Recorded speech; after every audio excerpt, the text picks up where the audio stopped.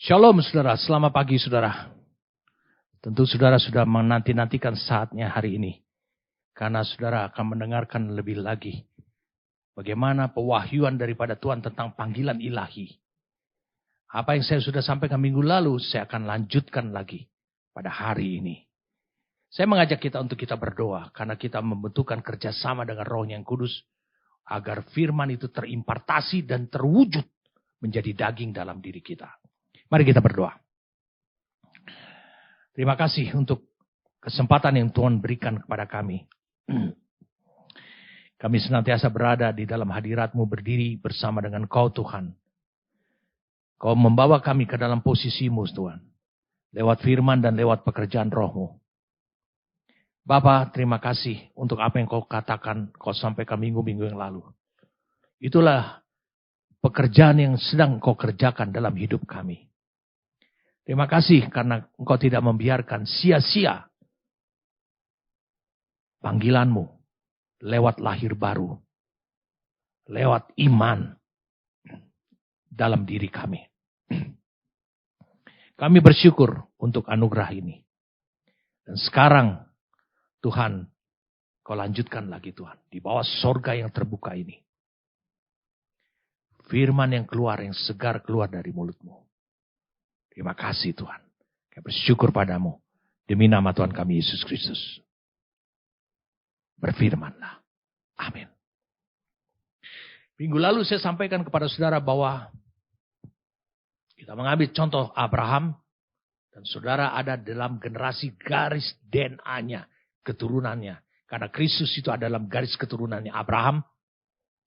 Maka saudara pun juga akan mengalami 3 ujian atas panggilan saudara. Saya akan mengawalinya dengan demikian. Kalau saudara tidak mengalami tantangan sejak saudara lahir baru, saya pertanyakan, itu akan menjadi tanda tanya buat hidup saudara. Apakah betul saudara menyadari bahwa saudara memiliki panggilan atau tidak?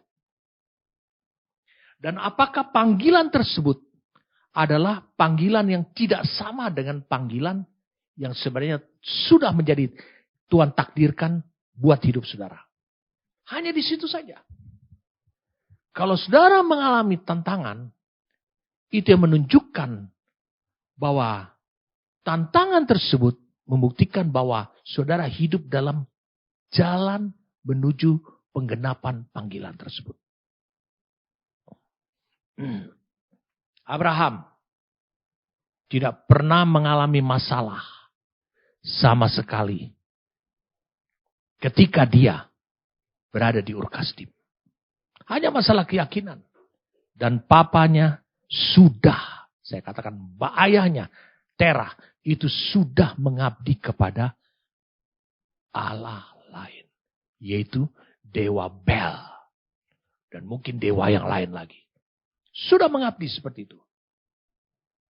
Karena mereka hidup di teritorial tanah keturunannya Ham. Dan bukan teritorial tanah keturunannya Sem. Padahal mereka adalah dari keturunan Sem. Orang-orang yang melanjutkan sampai pada garis Kristus. Rencana Allah yang agung itu. Ada 3 panggilan Allah atas Abraham. Yang harus diuji. Yang pertama adalah Abraham diuji pertama kali atas panggilannya untuk keluar dari negerinya, dari rumah bapaknya, dan dari saudara-saudaranya. Abraham harus diuji di situ. Kejadian 12 ayat yang pertama. Kejadian 12 ayat yang pertama. Berfirmanlah Tuhan kepada Abraham, pergilah dari negerimu dan dari sanak saudaramu dan dari rumah bapamu ini ke negeri yang akan kutunjukkan kepadamu. Aku akan membuat engkau menjadi bangsa yang besar dan memberkati engkau. Serta membuat namamu masyhur dan kau akan menjadi berkat.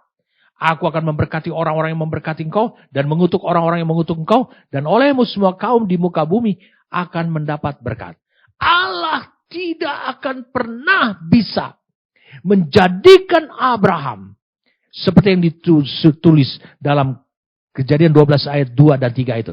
Membuat dia menjadi bangsa yang besar, memberkati dia, serta membuat namanya masyhur, dan dia menjadikan dia berkat, serta memberkati orang-orang yang memberkati dia, serta mengutuk orang-orang yang mengutuk dia, dan oleh Abraham seluruh kaum di muka bumi akan mendapat. Allah mau kerjakan itu, tetapi Allah harus menunggu lebih dulu sampai Abraham keluar dari negerinya, dari sanak saudaranya, dari rumah bapaknya, ke negeri yang akan ditunjukkan kepada Tuhan. Sampai ke negeri itu. Itu adalah ujian pertama Abraham.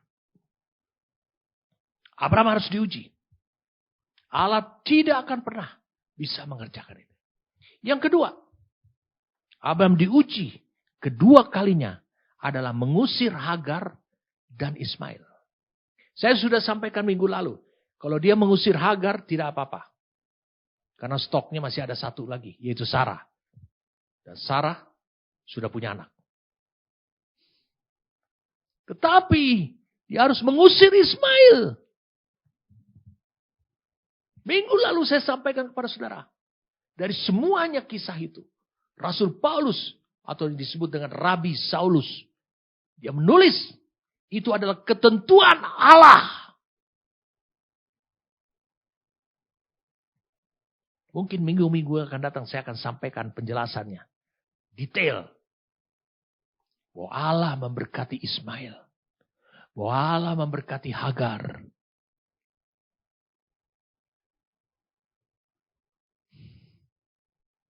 Tapi Allah memakai mereka untuk menguji panggilannya Abraham. Yang ketiga, ujian Abraham yang ketiga kalinya adalah mengorbankan Ishak, anaknya yang tunggal kepada Allah. Jadi setelah Allah membangun suatu situasi sehingga Ishak di rumah itu menjadi anak tunggal, maka Allah sampai kepada titik di mana korbankan anakmu. Sampai Allah menemukan bahwa ternyata Abraham itu bukanlah seorang suami, bukanlah seorang Ibrani yang takut hanya pada istrinya, tapi dia sangat-sangat takut kepada Allah. Jadi 3 hal ini dialami sebagai ujian. Yesus juga mengalami hal yang sama ketika dia diuji oleh Bapa. Saudara bisa bayangkan. Dia yang berkata, barang siapa karena namaku meninggalkan ayah ibunya, saudara-saudaranya, dia akan memperoleh 100 kali lipat. Dia yang berkata, kata Rasul Yakobus, adiknya sendiri. Dia yang berkata demikian, dia juga menerapkannya demikian. Dia mengatakan kepada orang lain, siapakah ayahku? Siapakah ibuku? Dia mengatakan kepada Maria, ibunya, ibu kandungnya. Dia mengatakan, hai perempuan, apa maumu? Waktuku belum tiba. Dia tahu sekarang, Bapa di sorga adalah itu. Dia yang berkata di ayat kayu salib, Eli, Eli lama sabatani. Allahku, Allahku, mengapa kau meninggalkan aku? Allah meninggalkan dia. Allah mencampakkan dia. Allah mengusir dia. Sama seperti Abraham. Lalu kemudian Allah membunuh, mengorbankan Yesus. Anak yang tunggal. Semuanya itu. Itu sebabnya panggilan kita. Semuanya itu. Untuk menunjukkan panggilan kita. Adalah menjadi serupa. Sama. Untuk menggambarkan. Atau menjadi gambar dan rupa anaknya. Kita mulai sekarang membahas dan ujian pertamanya. Ujian pertama. Abraham. Karena ini menyangkut hidup kita. Ujian pertama Abraham adalah dia meninggalkan negerinya.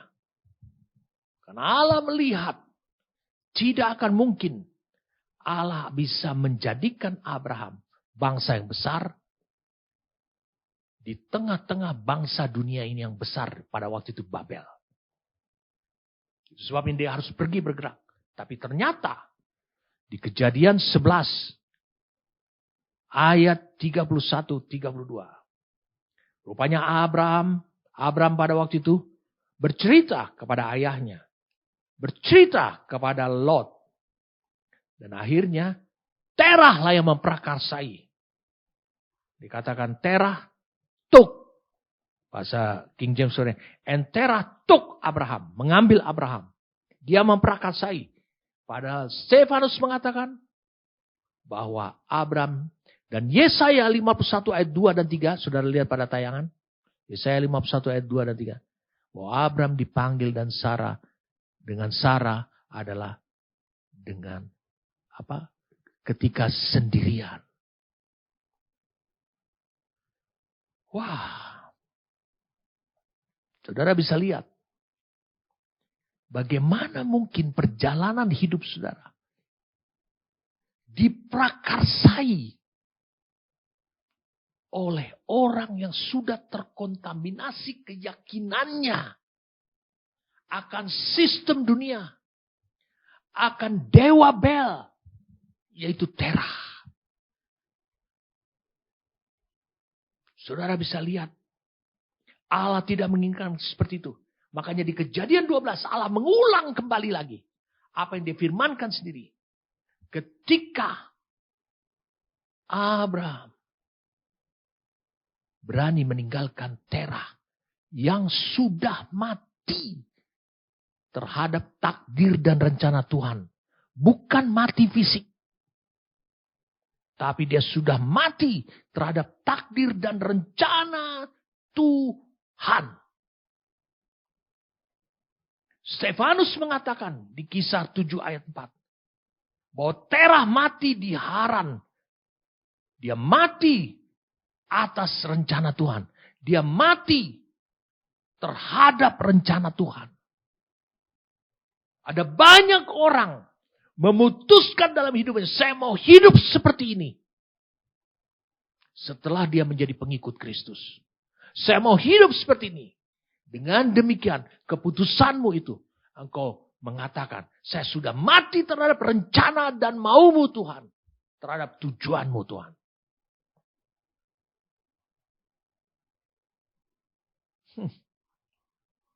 Ini hal yang tidak mudah dan sering terjadi di tengah-tengah kehidupan. Tengah-tengah kehidupan daripada orang gereja. Jadi Stefanus menjelaskan bahwa ketika Terah mati, telah terlihat indikasinya dia mati terhadap rencana Tuhan di Haran. Maka itu adalah momen yang tepat buat Abraham untuk meninggalkan dengan keberanian, takut akan Tuhan, untuk meninggalkan Terah yang masih hidup 60 tahun kemudian di Haran. Saya mau nasihatin saudara. Hati-hati bermitra, bergaul erat, sering sharing dengan mereka yang telah mati terhadap rencana dan tujuan Tuhan. Hati-hati saudara.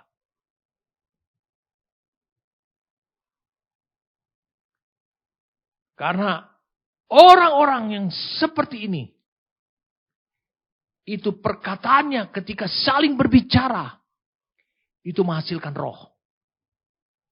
Yohanes pasal yang ke-6.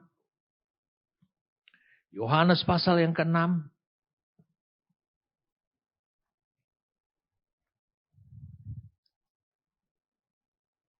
Ayat 63. Rohlah yang memberi hidup, daging sama sekali tidak berguna. Perkataan. Yang kukatakan kepadamu adalah roh. Huruf kecil. Spiritual dan hidup. Dia bisa mempengaruhi hidup ilahimu. Dia bisa mempengaruhi apa yang Allah sudah tanam dalam hidupmu. Itu bisa ambruk begitu saja. Woi, ini tidak mudah buat saudara. Mungkin saudara bertanya, mengapa Abraham harus meninggalkan Terah dan Lot? Bukankah itu yang dimaksudkan dalam Kejadian 12 ayat 1? Perhatikan baik-baik. Ada banyak alasan tapi saya akan berikan kepada saudara. Ini sesuatu yang harus saudara pegang. Perhatikan, pegang erat. Dengarkan saya. Yang pertama alasannya adalah Allah memanggil Abraham itu sendirian.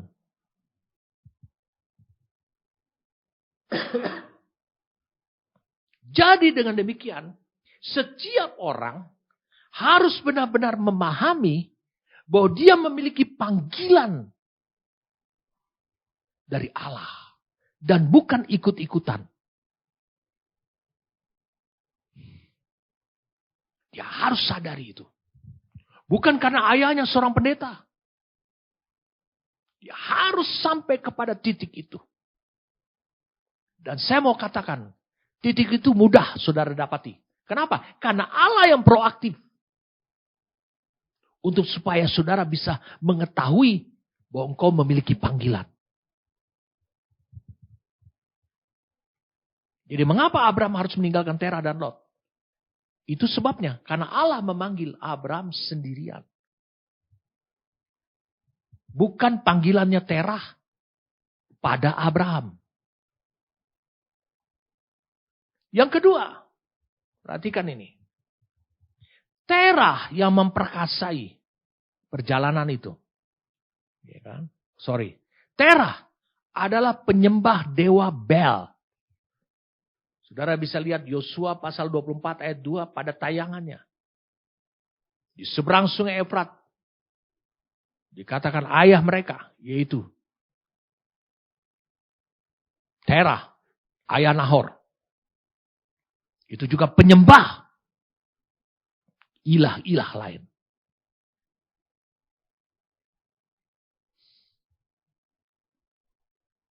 Ini memberikan arti buat kita.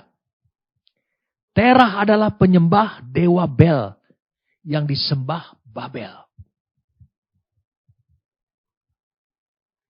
Saudara bisa lihat di sini. Apa maknanya? Arti yang kuat buat hidup saudara. Keluarga Terah itu adalah keluarga yang lemah. Dia mudah dipengaruhi oleh lingkungan mereka. Di Babel. Yang dikuasai oleh Nimrod. Padahal mereka dari garis keturunan Sem. Yang kita telah ketahui. Bahwa Sem itu adalah imam Allah yang maha tinggi. Menurut aturan Melkisedek.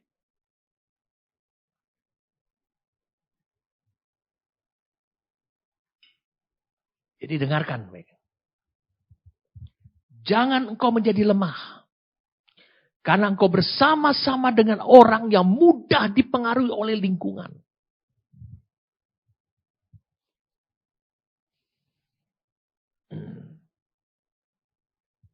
Lihat di mana kelemahannya Terah dan keluarganya. Mereka lemah terhadap lingkungannya. Karena apa? Karena mereka tidak peka. Dan akhirnya mengakibatkan mereka tidak peka. Mereka tidak peka apa? Tidak peka. Bahwa keagungan Nimrod itu untuk membangun kerajaan pribadi. Membangun menara Babel. Dan itu bertentangan dengan Tuhan.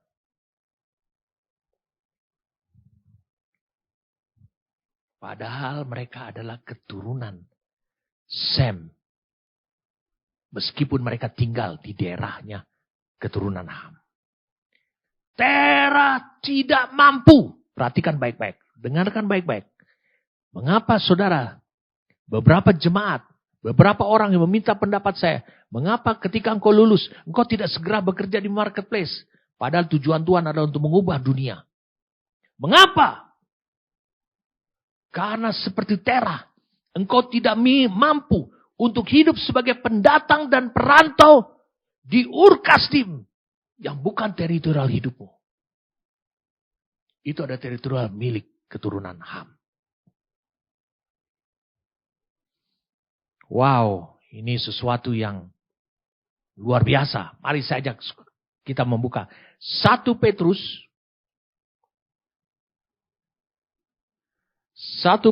2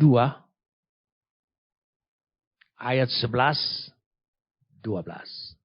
Bukankah 1 Petrus 2 ayat 9 dan 10 itu berbicara tentang gereja Tuhan menurut keimamatan Melkisedek. Ayat 11 dan ayat 12. Saudara-saudaraku yang kekasih, aku menasihati kamu supaya sebagai pendatang dan perantau kamu menjauhkan diri dari keinginan-keinginan daging yang berjuang melawan jiwa. Musuhmu bukan datang dari luar. Musuhmu itu datang dari keinginan. Milikilah cara hidup yang baik di tengah-tengah bangsa-bangsa, bukan Yahudi. Lihat, di tengah-tengah bangsa asing. Supaya apabila mereka memfitnah kamu sebagai orang durjana, mereka dapat melihatnya dari perbuatan-perbuatan yang baik dan memuliakan Allah pada hari ia melawat mereka. Terah tidak bisa hidup sama seperti 1 Petrus 2 ayat 11 dan ayat 12 ini. Tidak bisa hidup. Dia menganggap bahwa dia adalah penduduk setempat. Padahal dia sebenarnya adalah pendatang dan perantau. Ini yang sering. Spirit ini yang sering hilang. Dari orang-orang gereja yang akhirnya pergi ke marketplace. Berusaha di dunia luar. Bahwa mereka tidak pernah mengakui, menyadari hati nurani mereka. Tidak pernah menyadari bahwa mereka adalah pendatang dan perantau. Mereka tidak menyadari bahwa ada permusuhan yang Allah ciptakan. Antara keturunan perempuan Hawa dan keturunan ular. Di bumi.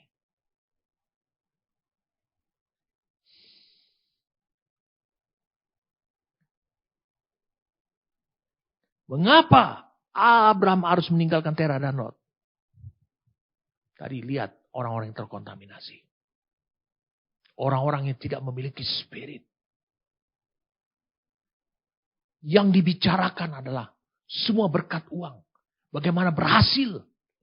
Bagaimana lewat doa akhirnya bisnis dia berhasil. Bagaimana lewat kesetiaan kepada Allah bisnis dia berhasil. Semuanya diarahkan ke arah itu. Mereka tidak sadar bahwa mereka adalah pendatang dan perantau. Bukan tugas mereka untuk menunjukkan kepada dunia ini bahwa mereka punya Tuhan sehingga Allah mereka menyertai mereka untuk berhasil dalam dunia. Bukan. Mereka harusnya menunjukkan karakternya Allah.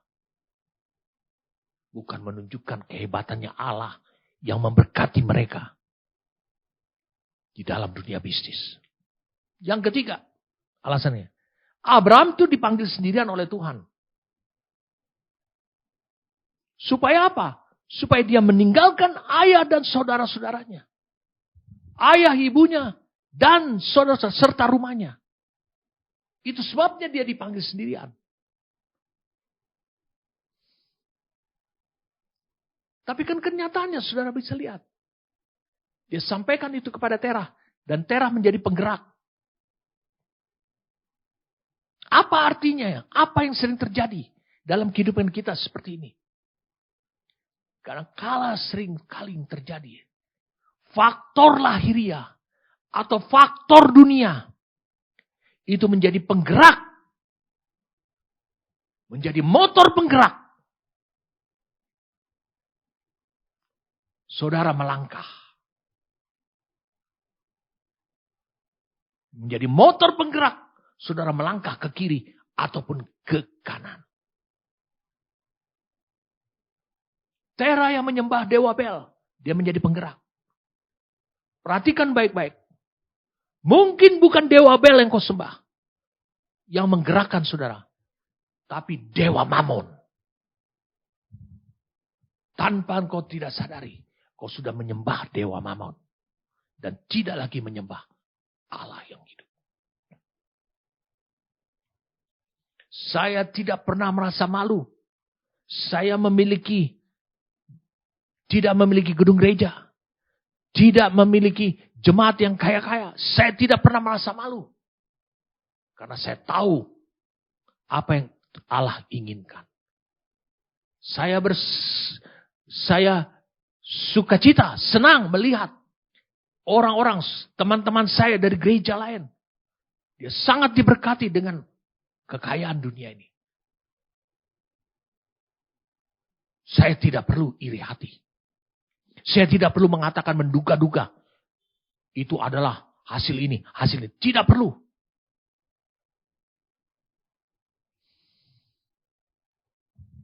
Lihat saudara. Yesus mengatakan di Matius 19 ayat 29. Matius 19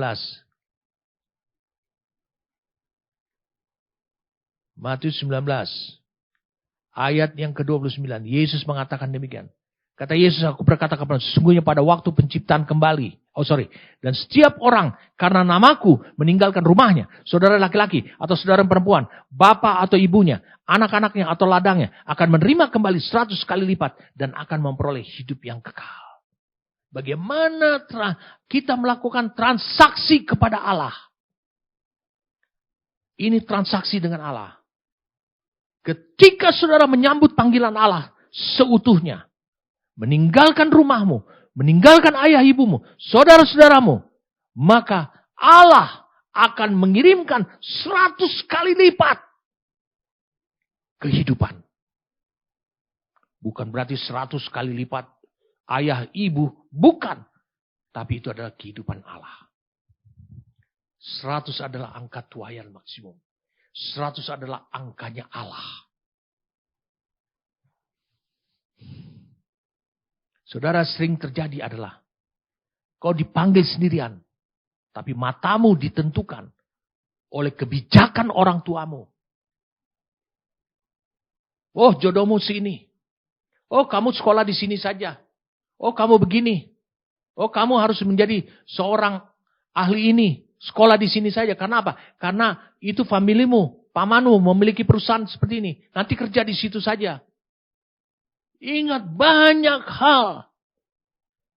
Tanpa engkau tidak sadari. Engkau mengabdi kepada dewa Mamon. Apakah Mamon yang harus memimpin perjalanan kita? Sama seperti Terah yang membawa perjalanan Abraham. Dari Ur Kasdim sampai kepada Haran. Tapi ketika Abraham mau berpisah. Meninggalkan ayah, ibunya kata Yesus. Saudara-saudaranya dan rumahnya. Maka Allah mengimpartasikan, menanam hidup ilahi. Yang dimiliki oleh Allah saja pada diri Abraham. Dan Allah bukan hanya memiliki hidupnya Allah, tapi Abraham juga memiliki kasih karunia, kemampuan Allah untuk meninggalkan ayah ibunya. Karena nama Tuhan. Yang keempat. Lihat. Apa alasannya dia berpisah dengan Terah dan Lot? Abraham berpisah atau meninggalkan Lot. Barulah Allah membuka matanya. Bahwa Abraham telah tiba di tempat tujuannya. Telah mencapai tujuannya. Bahwa dia sedang berjalan dalam panggilan yang benar. Yang Allah maksudkan. Mari kita lihat. Kejadian pasal yang ke-12. Kejadian 12. Ketika Allah berfirman.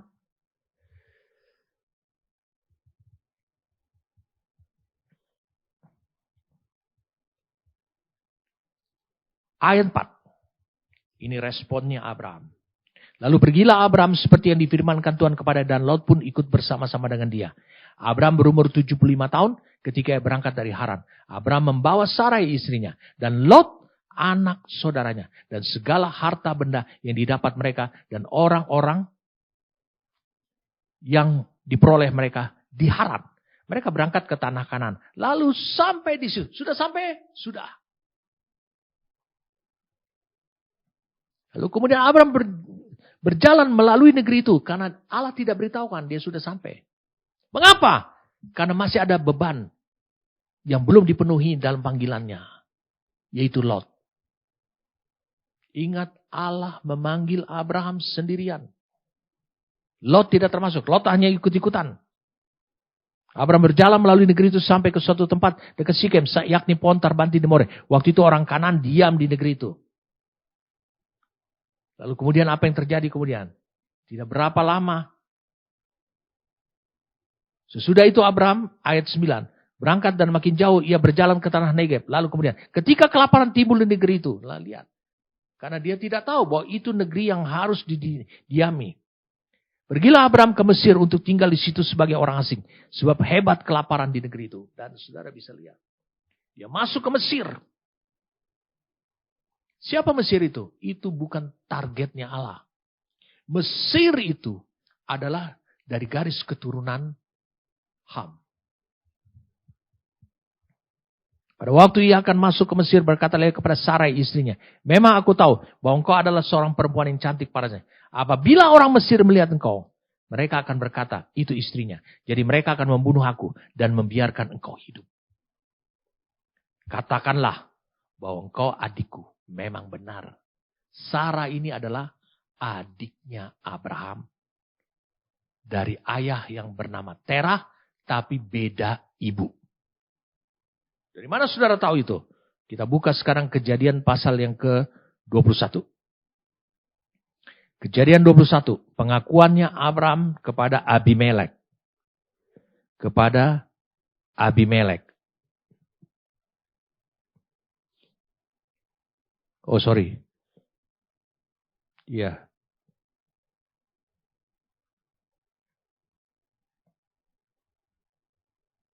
Kejadian 20 saudara. Kejadian 20.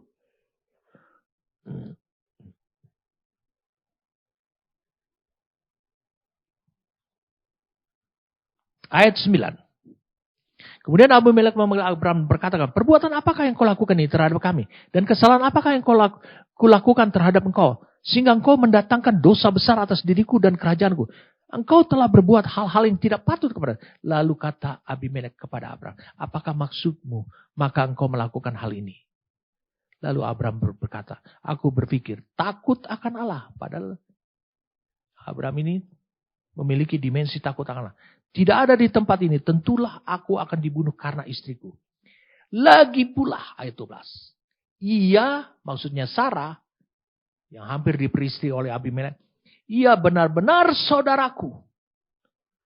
Anak ayahku. Hanya bukan anak ibuku. Tapi kemudian ia menjadi istriku. Saudara bisa lihat. Perjalanan hidupnya Abraham. Yang membawa Lot. Itu belum dibereskan. Abraham meninggalkan Lot. Lalu kemudian dia masuk ke Mesir. Dan di Mesir dia katakan ini adikku. Betul memang adiknya. Karena selisih umur mereka 10 tahun.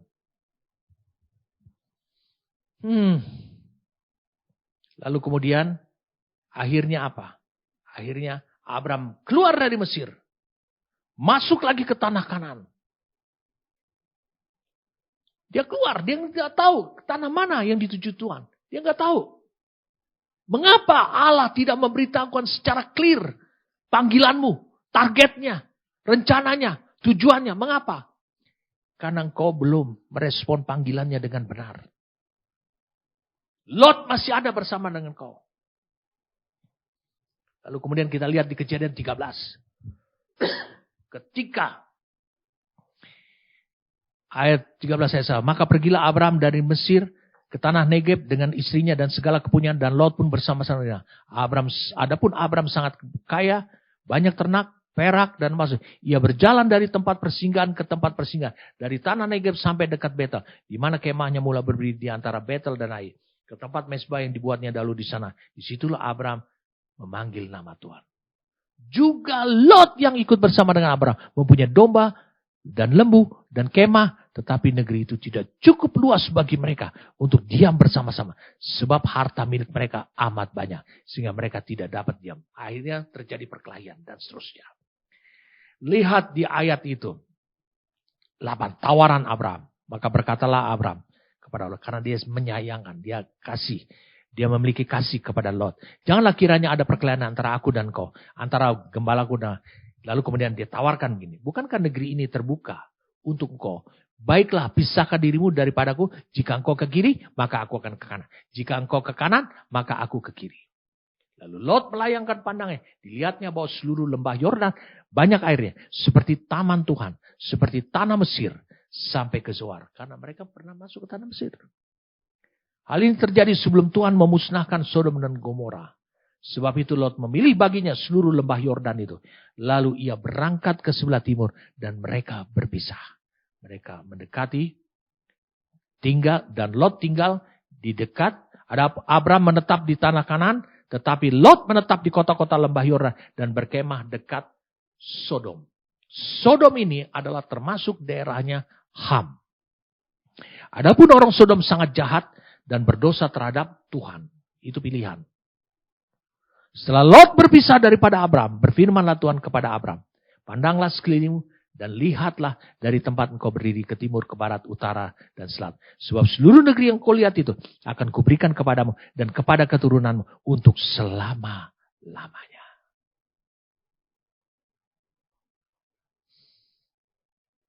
Pandanglah. Ini suatu gambaran. Ketika engkau mentaati panggilannya Allah. Melepaskan Lot. Lot hidupmu. Yang menggandulimu. Karena itu mempengaruhi pandanganmu. Sehingga engkau tidak pernah clear. Jelas tujuan Tuhan. Kalau engkau tidak benar-benar secara mutlak mentaati panggilanmu. Tapi ketika Lot dikeluarkan, saudara bisa lihat Allah bereaksi. Allah bereaksi. Dia buka pandanganmu. Dia buka pandanganmu. Sehingga engkau bisa melihat. Saya ajak saudara untuk bisa melihat 2 Petrus 2.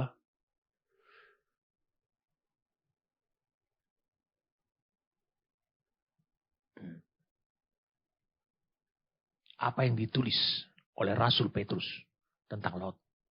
Tetapi ia menyelamatkan Lot, orang yang benar, yang terus-menerus hidup menderita oleh cara hidup orang yang tak mengenal hukum dan yang hanya mengikuti hawa nafsu mereka saja. Lihat. Lalu apa motivasi daripada Lot?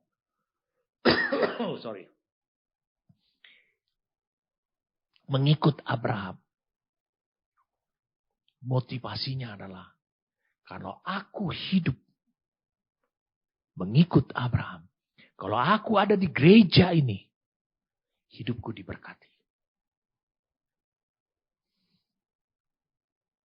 Orang-orang dan sifat seperti ini, itu akan mengganggu perjalanan saudara menuju panggilan. Merespon panggilannya Tuhan. Saudara bisa lihat, walaupun Abraham sudah berpisah dengan Lot, ikatan batin itu masih ada. Memang tidak ada lagi terhadap Terah. Tapi terhadap Lot. Ketika di Kejadian 14. Lot ditawan. Abraham membebaskannya. Ketika di Kejadian 19. Allah berupaya untuk menghukum Sodom dan Gomora. Abraham berupaya untuk menyelamatkan Lot. Berdiri di hadapan Tuhan. Jadi betapa banyaknya ragam kehidupanmu yang diganggu untuk engkau memenuhi takdirmu lewat panggilanmu pada Tuhan.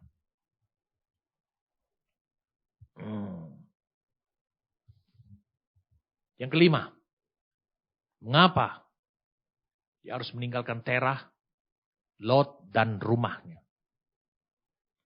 Abraham keluar, yang kelima adalah Abraham keluar dari rumah bapaknya ketika dia mengakui bahwa Sarah adalah istrinya dan bukan lagi adiknya.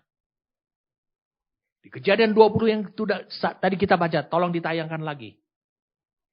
Kepada Abimelek dia katakan seperti itu. Dengarkan ini. Perhatikan baik-baik ini. Bukankah engkau hai anak muda, hai anak-anak remaja, engkau memiliki, hai anak-anak kecil yang mendengarkan khotbah ini. Bukankah engkau telah lahir baru dan engkau memiliki panggilan? Seringkali dari hari ke hari, dari waktu ke waktu, sampai engkau menjadi dewasa. Engkau tidak pernah menyatakan secara gamblang, secara tegas, melalui perbuatan, melalui kesaksian, siapa dirimu saat ini di hadapan Tuhan kepada keluargamu. Keluargamu hanya bisa mengetahui meskipun keluargamu itu orang yang sudah lahir baru. Keluargamu hanya bisa mengetahui bahwa saudara adalah anak mereka. Saudara adalah adik mereka. Saudara adalah kakaknya, adik-adiknya. Saudara, dia hanya tahu bahwa saudara adalah anak.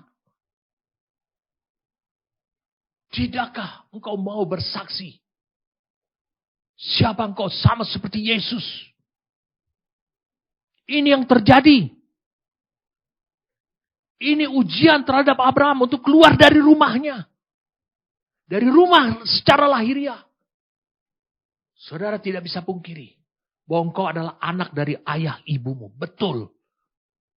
Tapi engkau harus bisa melihat pekerjaan Tuhan dalam dirimu sejak engkau lahir baru. Mengapa engkau tidak pernah bersaksi tentang pekerjaan Tuhan? Apa yang Allah telah kerjakan setelah lahir baru? Siapa dirimu saat ini? Dengarkan ini. Yesus waktu kecil, dia tetap adalah dikenal sama tetangga-tetangganya. Bahkan oleh para imam, ahli Taurat. Orang yang rajin ke sinagoga di Nazaret. Bahwa dia adalah anak Yusuf. Bahwa dia adalah anak Maria. Bahwa saudaranya Yakobus, Yoses, dan semuanya ada bersama dengan mereka. Dia dikenal. Tapi suatu hari, dia bersaksi siapa dirimu. Dan terjadilah gejolak. Ketika dia mengatakan bahwa dia adalah anak Allah, dia mau dibunuh. Saudara berupaya untuk mencari hidup yang aman secara lahiriah, tapi mengorbankan, mengenyampingkan pekerjaan Allah dalam dirimu. Yang telah membentuk hidupmu. Yang telah membangun dirimu. Yang telah bekerja dengan menyuplai firman dan rohnya. Dan kau tidak pernah menyebutkan siapa dirimu saat ini. Raja Saul bertanya, hai anak muda, kepada Daud. Anak siapakah engkau? Jawab Daud. Anak Isai, orang Bethlehem. Bukan itu jawaban yang diinginkan Saul. Karena melihat keberaniannya. Saul tahu bahwa Eliab, abangnya Saul itu tentaranya Saul. Tahu. Tapi tidak memiliki keberanian seperti ini. Tentu dong dalam pemikirannya Saul. Saul berkata, Daud apalagi udah kecil. Pembawa roti. Tidak berpakaian perang. Kok punya keberanian berbeda dengan abangnya. Itu sebabnya dia tidak puas. Tapi dia bersaksi dengan benar. seperti yang Tuhan inginkan. Dia bersaksi di depan tentara Saul dan di depan tentara Filistin. Bahwa pada hari ini dia akan pancung kepala orang ini. Dan menyerahkan kepada burung-burung di udara tubuhnya.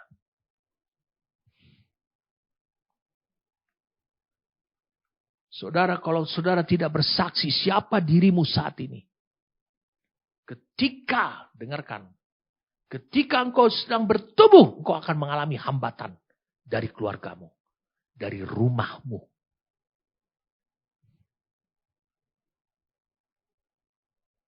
Kau akan mengalami hambatan. Ketika engkau memiliki mitra destiny, kau akan mengalami halangan. Bahkan mereka akan mengatur siapa mitra destinimu.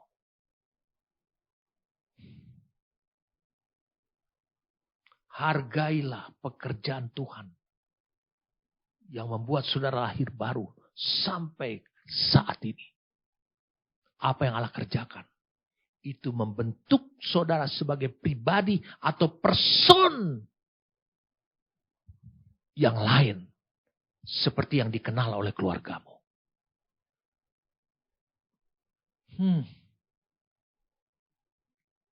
Kalau kau baca. Lihat apa yang terjadi pada Abraham. Di poin yang kelima ini. Abraham keluar dari rumah bapaknya. Dan kemudian akhirnya apa? Saya belum melanjutkan dalam kejadian 20 tadi.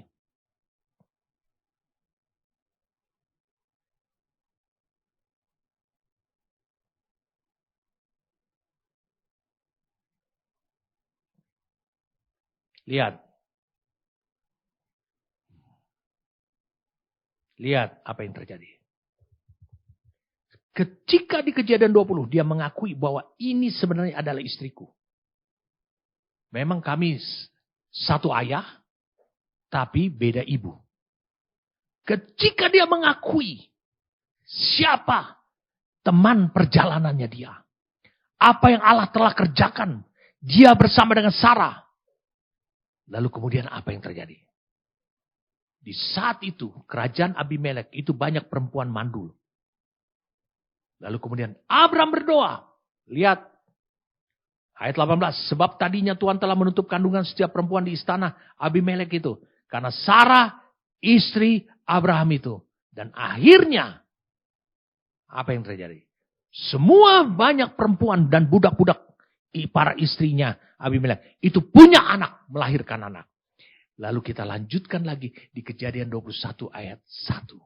Setelah Abraham membebaskan dirinya, keluar dari rumah bapaknya, keluar dari prinsip kehidupan bapak jasmaninya dia, yang membentuk dia sebagai adik dan akhirnya menjadi istri. Ketika dia mengakui bahwa ikat janji yang tertinggi adalah ikat janji bukan sebagai adik, tapi ikat janji sebagai saudara, tapi ikat janji sebagai mitra destiny. Untuk tujuannya Allah. Ketika dia mengakui di depan Abimelek. Lalu kemudian kejadian 21 ayat 1. Tuhan memperhatikan Sarah. Seperti yang difirmankannya. Dan Tuhan melakukan kepada Sarah. Seperti yang dijanjikannya. Ini bukan karena doanya Abraham. Yang tokcer. Yang hebat. Ketika dia mendoakan seluruh kerajaan. Istri-istri Abimelek dan budak-budak. Supaya bisa. Disembuhkan dari kemandulannya. Dan mereka punya anak. Lalu ini apa yang terjadi? Ayat 2 dikatakan. Maka mengandunglah Sarah. Lalu ia melahirkan seorang anak laki-laki bagi Abraham. Dalam masa tuanya. Pada waktu yang telah ditetapkan sesuai dengan firman Allah. Kepadanya. Sarah mengandung. Wow, ini luar biasa sekali. Amin. Allah bekerja dalam dirinya Abraham. Yang jadi persoalan adalah sampai Abraham memenuhi seluruh panggilan. Menjawab seluruh panggilan di Kejadian 12 ayat yang pertama itu. Pergilah, keluarlah dari negerimu, dari saudara-saudara, dan terakhir dari rumah bapamu. Ketika itu terjadi di Abimelek. Apa yang terjadi? Sarah hamil. Bukan karena doanya Abraham. Bukan karena Abraham kurang berdoa. Sarah hamil. Karena Abraham telah memenuhi, merespon dalam ketaatan panggilannya Tuhan, undangannya Tuhan. Wah, poin yang kelima ini sering terjadi dalam hidup saudara. Saudara tidak berani bersaksi siapa dirimu di hadapan Allah.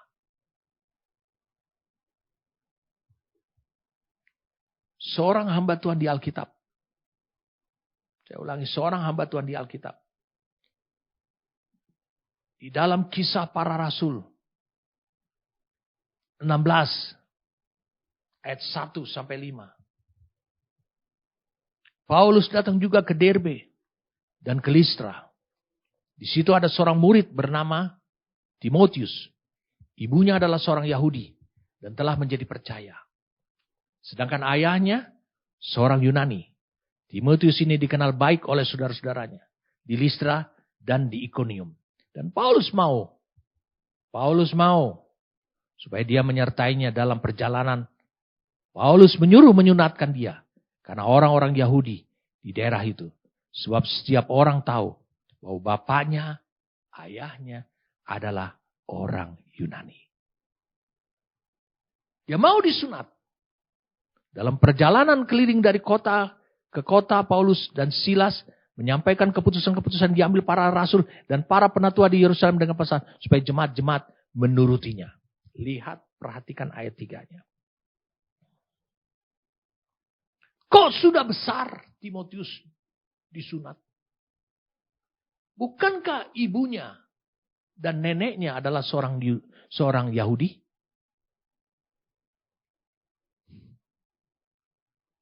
Kok sudah besar sih disunatnya? Karena ayahnya seorang Yunani. Ayah mengatakan gak terlalu penting. Tapi pekerjaan Allah dalam dirinya Timotius. Mari saya lihat. Kita lihat sama-sama. Pekerjaan Allah dalam dirinya Timotius. Saya ingin tunjukin pada saudara. Pekerjaan Allah dalam Timotius. Kita buka sekarang di 1 Timotius.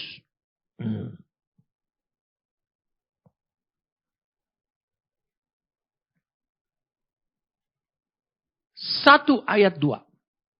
Kepada Timotius anakku yang sah dalam iman. Wow. Anak Paulus. Bukan anak bapaknya seorang Yunani lagi.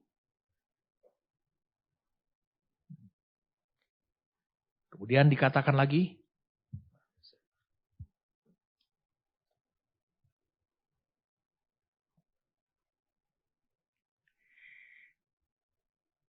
1 Timotius 6 ayat 20.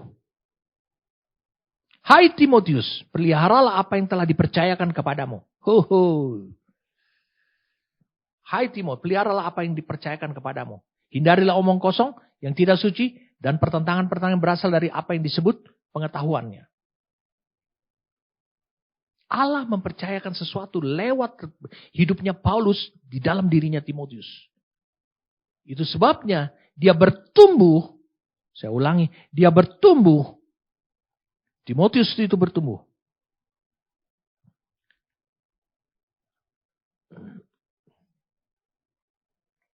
Dia bertumbuh.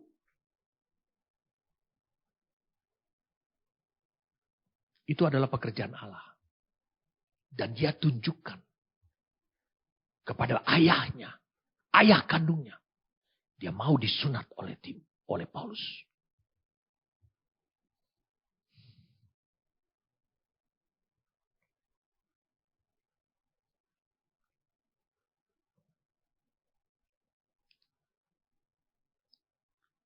Kita lihat pekerjaan Allah dalam dirinya dia. Dalam diri Timotius.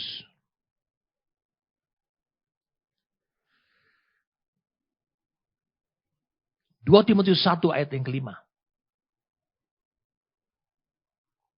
Sebab aku teringat akan imanmu, Timotius, yang tulus ikhlas, yaitu iman yang pertama-tama hidup di dalam nenekmu Lois dan di dalam ibumu Yonike, dan yang aku yakin hidup juga di dalam dirimu.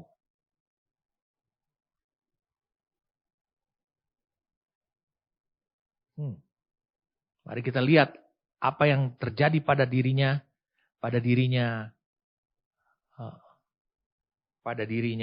Timotius.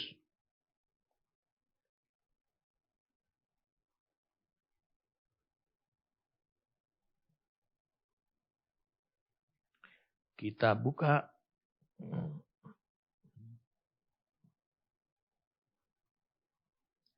1 Timotius 4 ayat 13.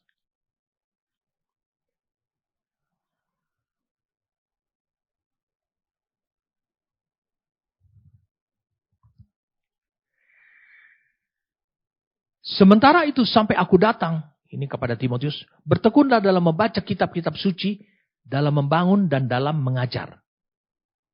Saudara bisa lihat nasihatnya Paulus kepada Timotius untuk bertekunlah kepada kitab suci. Nah, pertanyaannya, sejak kapan dia membaca kitab suci? Sejak kecil. Mari kita lihat sekarang. Sejak kecil dia sudah membaca kitab suci. Mari kita lihat sekarang. 2 Timotius 3 ayat 15. 2 Timotius 3 ayat 15. Ayat 14-nya. Tetapi hendaklah engkau tetap berpegang pada kebenaran yang telah engkau terima dan kau yakini dengan selalu mengingat orang yang telah mengajarkannya kepadamu. Siapa yang mengajarkan pada dia? Yunike ibunya, Lois neneknya, Paulus. Ingatlah juga, lihat ayat yang ke-15. Ingatlah juga bahwa dari kecil engkau sudah mengenal kitab suci yang dapat memberi hikmat kepadamu dan menuntun kau kepada keselamatan oleh iman kepada Kristus Yesus.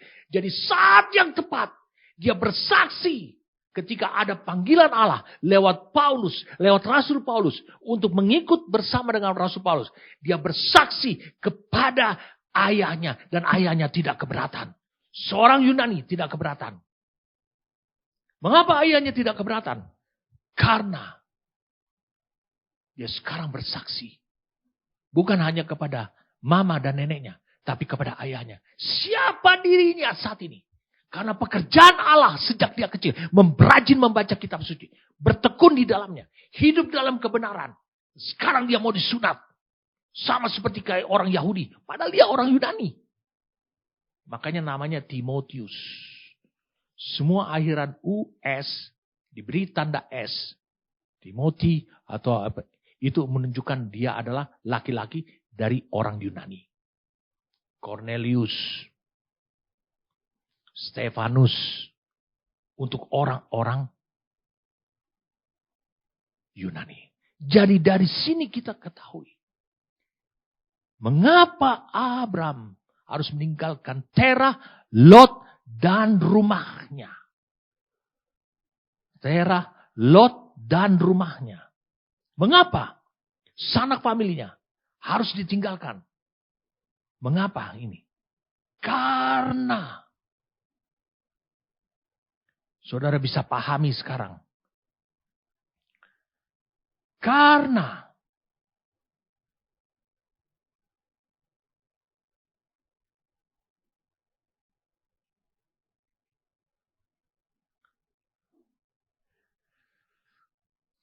dia harus menunjukkan siapa dirinya saat itu.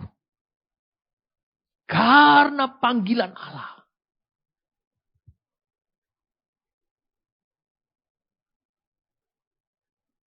Itu akan berhenti. Kalau dia belum merespon panggilan Allah itu seutuhnya. Allah tidak akan bekerja untuk menjadikan dia berkat bangsa yang besar. Sebelum itu tuntas. Mari kita lihat sama-sama. Kejadian pasal yang ke-22. Kita bandingkan dengan Kejadian 12. Kejadian 21. Tuhan memperhatikan Sarah seperti yang difirmankannya, dan Tuhan melakukan kepada Sarah seperti yang dijanjikannya.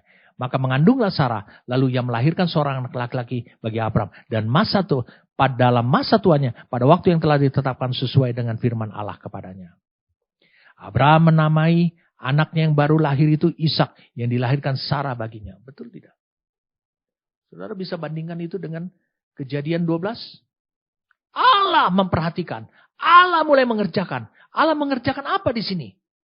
Allah sedang mengerjakan bahwa Dia berjanji akan membuat engkau menjadi bangsa yang besar. Itu yang dikatakan di Kejadian 12. Wow, luar biasa saudara, apa yang Tuhan anugerahkan kepada kita pada hari ini. Dia akan melakukannya. Allah akan mengerjakannya. Menjadikannya bangsa yang besar. Ketika engkau merespon panggilannya.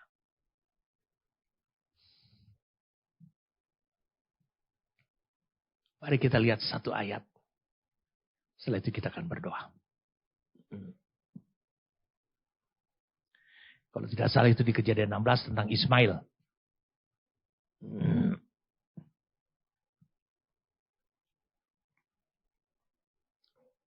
Ada Ismail.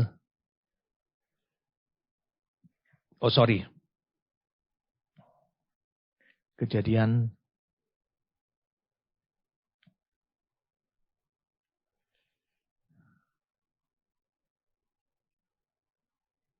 di Kejadian pasal yang ke-19 mungkin. Sorry saudara.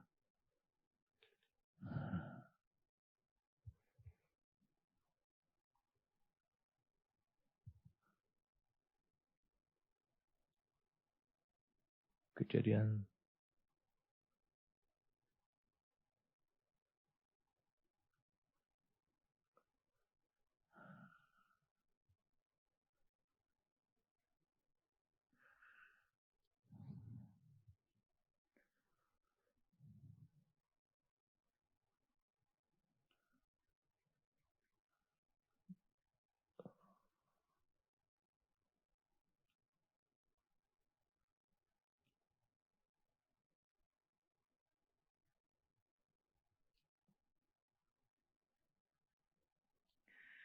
tentang Ismail, saudara.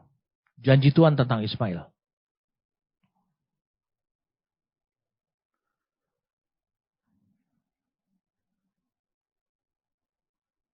Oh ya, Kejadian 17.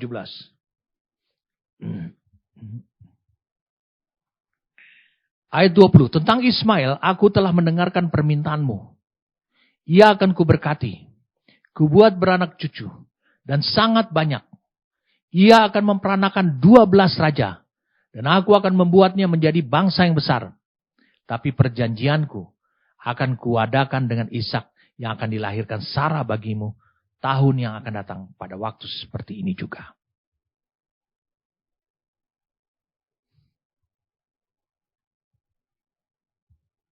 Luar biasa. Ketika Abraham tidak mengusir Ismail, maka janji itu tetap adalah janji. Tidak ada wujudnya. Tapi ketika dikatakan memperanakan 12 raja. Ketika Abraham mentaati Tuhan lewat ide daripada Sarah istrinya. Dia mengusir. Saya ulangi, dia mengusir Ismail dan Hagar. Maka saudara bisa lihat. Sesuatu yang dahsyat terjadi. Saya ingin tunjukkan, itu tadi bukan ayat terakhir. Saya ingin tunjukkan ketika dia sedang mengusir.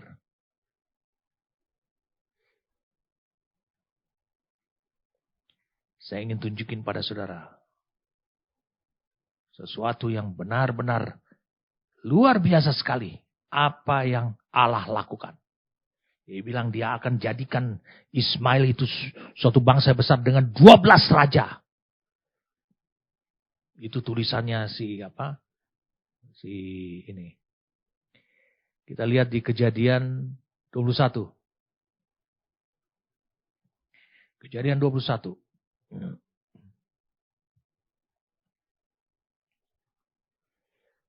Jadi ketika Abraham mengusir Ismail dan Hagar. Lalu kemudian saudara bisa lihat. Ayat 17. Ketika mereka, Hagar dan Ismail sudah kehabisan air. Dan anak itu sudah terkapar. Di ayat 15-nya. Ketika air di keribat itu habis, dibuangnya anak itu ke bawah semak-semak. Dan ia duduk agak jauh, kira-kira sepemanah jauhnya. Sebab katanya, tidak tahan aku melihat anak itu mati. Sedang ia duduk di situ, menangislah ia dengan suara nyaring.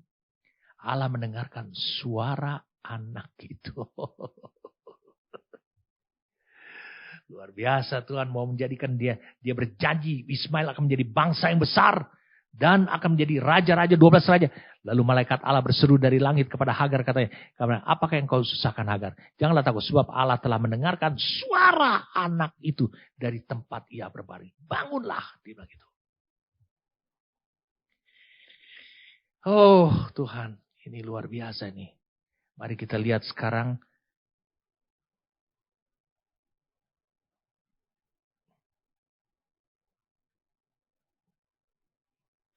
Kejadian pasal yang ke-25. Saya ingin tunjukkan pada saudara. Kejadian 25.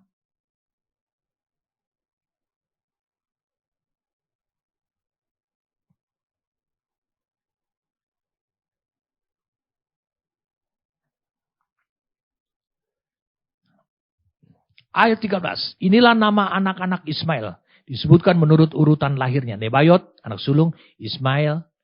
Selanjutnya Kedar, Adbeel, Mitsam, Mishima, Duma, Masa, Hadad, Tema, Yetur, Nafis, dan Ketma. Itulah anak-anak Ismail. Dan itulah nama-nama mereka menurut kampung mereka dan menurut perkemahan mereka. 12 orang raja. Masing-masing dengan sukunya. Lihat. 12 orang raja. Mari kita lihat. Umur Ismail ialah 137 tahun. Sesudah itu ia meninggal. Ia mati dan dikumpulkan kepada kaum Lora. Mereka itu mendiami. Perhatikan baik-baik. Daerah dari Hawilah sampai Syur. Yang letaknya di sebelah timur Mesir. Ke arah Asyur. Mereka menetap berhadapan dengan semua saudara mereka. Siapa saudara mereka? Lihat. Ada saudara dari Abraham. Yaitu adalah saudara satu ayah dan beda ibu, yaitu Ishak.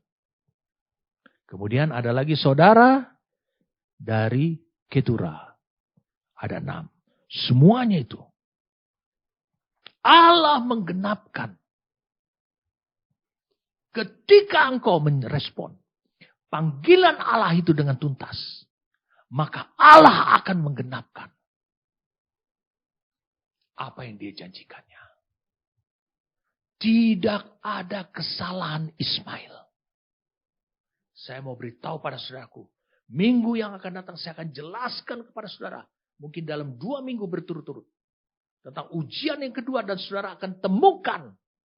Dalam ujian yang kedua ini. Ini luar biasa sekali tentang Ismail. Luar biasa tentang Ismail. Tetapi saudara bisa lihat. Ismail berbeda dengan Esau. Esau itu kebencian di mata Tuhan. Ismail tidak. Allah berjanji aku akan menyertai dia.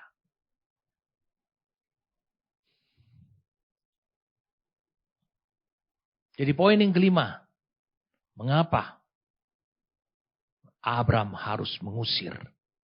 Meninggalkan Terah, Lot dan rumah bapaknya. Yang kelima sangat jelas buat kita. Ketika Abraham keluar dari rumah bapaknya. Dari aturan, dari pembangunan, dari pembentukan yang di rumah bapaknya, bapak lahirianya. maka Allah membuka matanya. Dan dia berani menunjukkan dirinya. Siapa dirinya? Siapa Sarah? Untuk menunjukkan pekerjaan Tuhan pada dirinya. Ini sesuatu yang dahsyat. Saudara harus bisa menerima ini. Respon panggilan itu. Panggilan Allah itu, saya sudah sampaikan beberapa minggu yang lalu. Tidak ada hubungannya dengan hal-hal yang lahiriah. Tapi bukan berarti engkau tidak menghormati ayah ibu. Kau tetap menghormati ayah ibu. Karena disitulah ketaatanmu kepada Allah. Menghormati. Tapi engkau harus mulai berani bersaksi. Siapa dirimu seperti Timotius. Papa, aku besok mau disunat. Siapa yang menyunat kamu? Paulus. Dengan berani dia mengatakan. Dengan lantang dia berani mengatakan seperti itu. Oh, terpujilah nama Tuhan. Kalau saja Spirit Kristus ini, Spirit Timotius ini juga, Spirit Abraham, Bapak Abraham seperti ini. Itu nyata dalam kehidupan saudara. Saudara berani bersaksi, tetap menghormati ayah ibumu, tapi dalam perbuatanmu, dalam sikapmu, engkau menunjukkan pada mereka siapa dirimu yang telah Allah bekerja dalam hidupmu. Kau tunjukkan siapa dirimu. Saat ini, bukan lagi hanya selevel daripada anak lahiriah. Tapi engkau sudah menjadi dari anak manusia menjadi anak Allah yang hidup. Engkau mungkin sudah menjadi Paidion. Engkau mungkin sudah menjadi Teknon. Mungkin kau juga sudah menjadi Uios. Kau harus tunjukkan seperti itu. Kalau tidak, dunia, faktor lahiriah akan mengatur hidupmu. Sama seperti itu juga. Terah yang memprakarsai, membawa, memimpin perjalanannya. Abraham keluar dari Ur Kasdim sampai Haran. Tidak demikian, saudaraku. Amin. Terima kasih anugerah yang kau sampaikan. Kau lepaskan kepada kami lewat firman-Mu ini, Tuhan. Menantang kami untuk menghargai, menghormati apa yang kau kerjakan di dalam hidup kami, Tuhan. Makasih kami bersyukur padamu. Apa yang pernah terjadi pada hidupnya.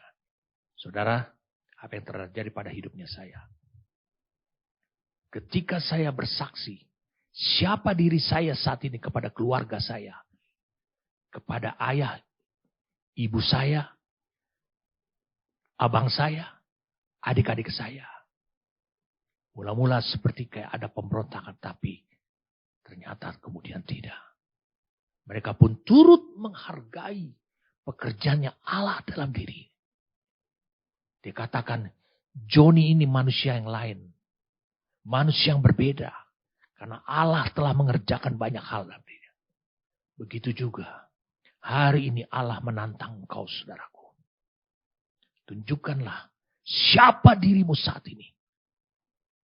Ketika itu adalah bagian daripada ketaatanmu kepada panggilan Allah atas dirimu. Terima kasih, terimpartasilah, tertanamlah spirit yang demikian. Oleh karena firman yang saudara dengar pada hari ini. Bapa, kami bersyukur padamu untuk apa yang kau katakan. Untuk apa? Mungkin kami sudah masih kendala dalam, mungkin beberapa orang masih kendala dalam menghadapi pengujian daripada panggilan. Pengujian pertama daripada panggilan ini. Tapi Bapa, terima kasih. Hari ini engkau meneguhkan mereka untuk mendapatkan kekuatan. Mendorong mereka untuk mendapatkan kekuatan. Untuk